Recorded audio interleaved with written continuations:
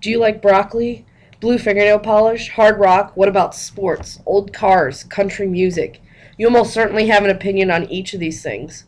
On some of them you may hold strong opinions, and those opinions may be very important to you. Still, each of those opinions is your own view, your private opinion. None of them qualifies as public opinion. Few terms in American politics are widely used and less well understood than the term public opinion. It appears regularly in newspapers and magazines, and you hear it frequently on radio and television. Quite often the phrase is used to suggest that all or most of the American people hold the same view on some public issue, such as global warming or deficit spending. Thus, time and again, politicians say that the people want such and such want such and such. Television commentators tell us that the public opinion favors this or opposes that, and so on. In fact, there are very few matters about which all or nearly all of the people think alike. The public holds many different and conflicting views on nearly every public issue. To understand what public opinion is, you must recognize this important point. Public opinion is a complex collection of the opinions of many different people. It is the sum of all their views. It is not the single and undivided view of some mass mind. Many publics exist in the United States. In fact, too many to be counted. Each public is made up of all those individuals who hold the same view on some particular public issue. Each group of people with a different point of view in a separate public with regard to that issue. For example, the people who think that Congress should establish a national health insurance program belong to the public that holds that view. People who believe that the president is doing an excellent job as chief executive, or that capital punishment should be abolished, or that prayers should be permitted in the public schools, are members of separate publics, and with those particular opinions. Clearly, many people belong to more than one of those publics, yet almost certainly only a very few belong to all four of them. Notice this important point. Not many issues capture the attention of all or even nearly all Americans. In fact, those who do are far and few between. Instead, most public issues attract the interest of some people, and sometimes millions of them, but those same issues are of little or no interest to many and sometimes millions of other people. The point is crucial, too. In its proper sense, public opinion includes only those views who relate to public affairs. Public affairs include politics, public issues, and the making of public policies, those events and issues that concern the people at large. To be a public opinion, a view must involve something of general concern and of interest to a significant portion of the people as a whole. Of course, the American people as a whole are interested in many things: rock groups and symphony orchestras, the New York Yankees and the Dallas Cowboys, candy bars and green vegetables, and a great deal more. Many people have opinions on each of these things, views that are sometimes loosely called public opinion. But again, in its proper sense, public opinion involves only those views that people hold on such things as parties and candidates, taxes, unemployment, welfare programs, national defense, foreign policy, and so on. Clearly, public opinion is so complex that it cannot be readily defined.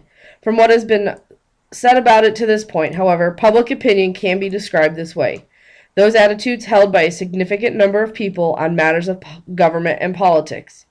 As we have suggested, you can better understand the term in the plural, that is, as public opinions, the opinions of different publics. In addition, a view must be expressed in order to be a public opinion. Otherwise, it cannot be identified with any public. Public opinion is thus also made up of expressed group attitudes. The expression of opinion cannot be oral or spoken. The expression can be written, of course, on paper or in an email, for example. It can take any number of other forms as well: a protest demonstration, a film, a billboard, a vote for or against a candidate, and so on. The essential point is that a person's private thoughts on an issue enter the stream of public opinion only when those thoughts are expressed publicly. No one is born with a set of attitudes about government and politics. Instead, each of us learns our political opinions, and we do so in a lifelong classroom and from many different teachers. In other words, public opinion is formed out of a very complex process. The factors involved in it are almost infinite.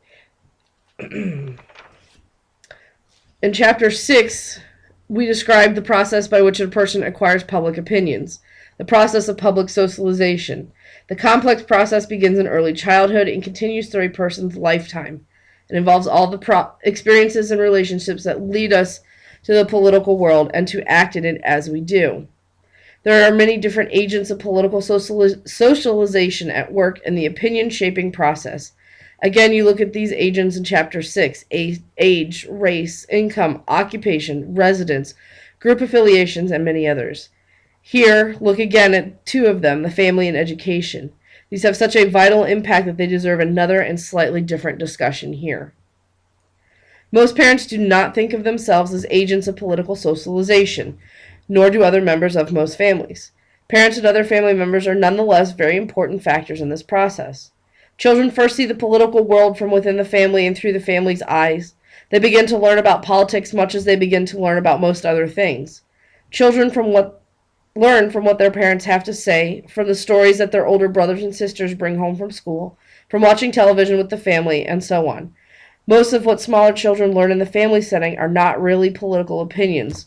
Clearly, toddlers are not concerned with the wisdom of spending billions of dollars on an anti-missile defense system or the pros and cons of the monetary policies of the Federal Reserve Board. Young children do pick up some fundamental attitudes, however.